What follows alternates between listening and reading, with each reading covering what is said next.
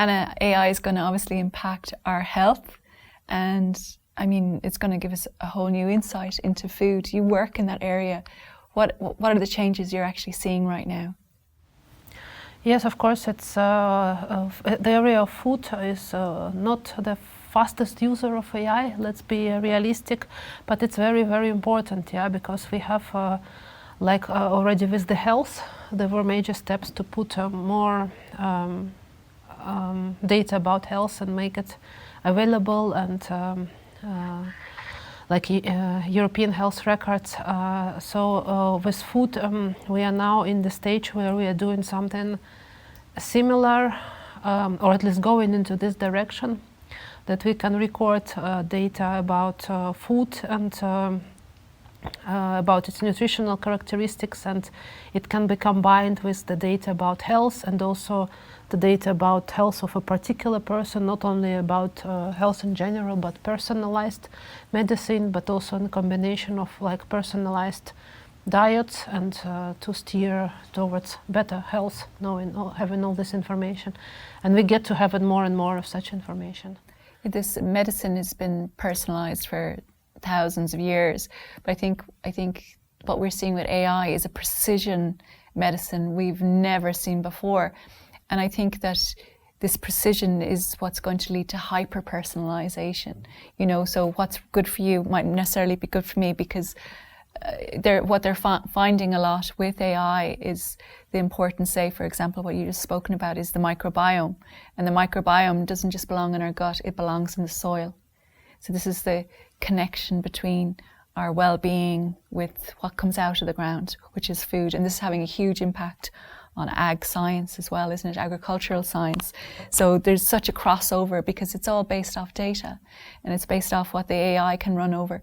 But, you know, there's a whole issue of ethics to be considered around sort of medical data.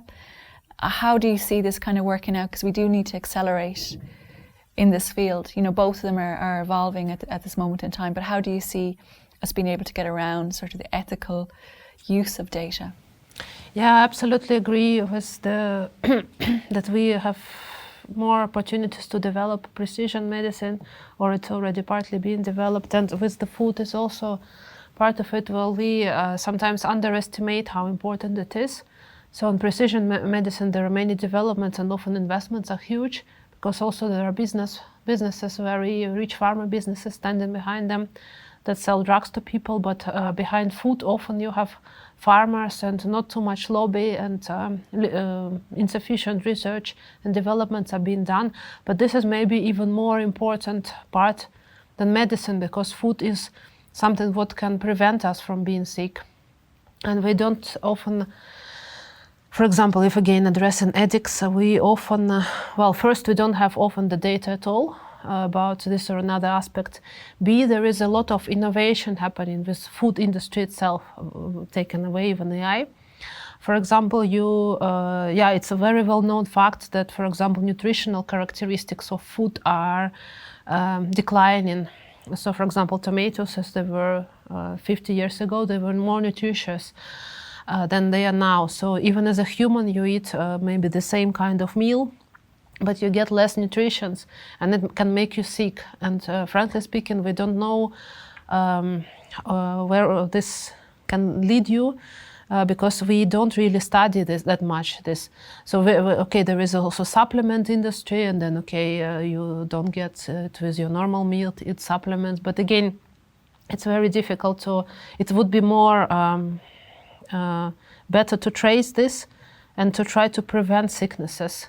And there are also diseases coming up with which probably also food very likely contributes. Again, we don't have evidence often if it's the case that new sicknesses which did not exist earlier, also from how we grow up the food. And it's indeed connected also with, it starts from soil.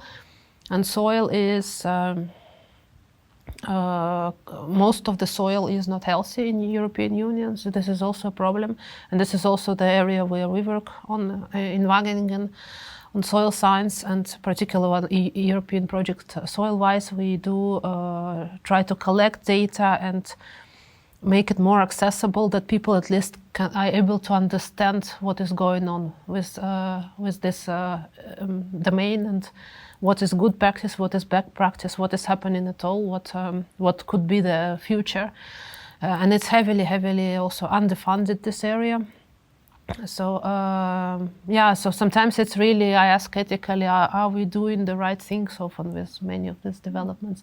And often it just boils down to the fact that the data is not there, is not generated, there is no capacity and no finance and no resources and no finances to generate this data on which we can do something, such meaningful predictions.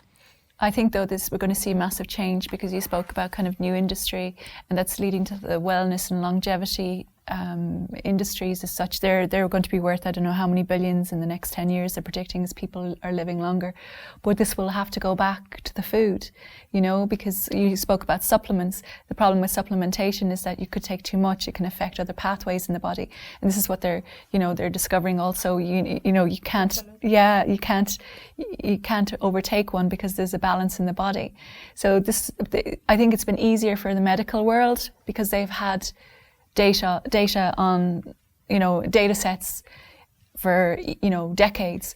But earlier, I think it was in 2025, they ran all the data sets through machine learning, right, that they had. And they found out, not in days and months or years, they found out in hours, literally, how connected everything was to the health and well-being of the gut, which ties into the soil, which ties into the food. And that, like what you're talking about, the best medicine is the prevention, which they're finding out is like everything is gut health, like everything, Parkinson's, multiple sclerosis, heart disease, everything goes back to the well-being of the gut. So this ties in also with old, I'm not getting into it, but it ties into the old wisdom. All health begins in the gut, doesn't it? So, and that's tied in with the food. It's directly tied into food, but somehow we lost our way. I think that, there's also fermentation was lost with the new technology of the refrigeration, but it's kind of coming back full circle now, because they know that this is a way to manage the health of the gut also with fermentation. It's data that's there also, and that'll go right back again into the food industry. But it's been easier for the medical industry because they've had the data sets. But I can see huge growth in ag AI, isn't that what they're calling it? Because that's where there's a crucial missing part there of those data sets. They're not there, So who's going to be the first to invest in that? Will it be the longevity people? Will it be the wellness people? Because the trend is happening right across the world, isn't it? Right now, it's the urgency to get the data sets.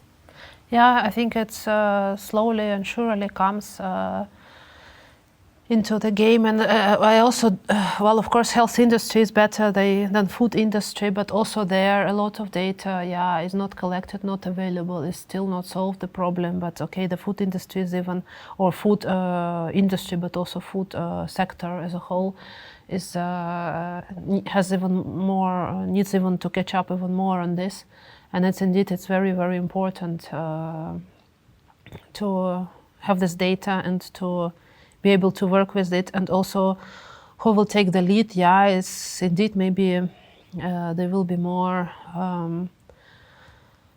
people will be paying more attention, or kind of a shift towards the right values, that we should try to live healthier and longer lives, and it comes more in this. And there will be players similar to pharma industry that look into well-being, ideally of well-being both of human and the planet we live on, because this one also has limited resources, and we also know very little often about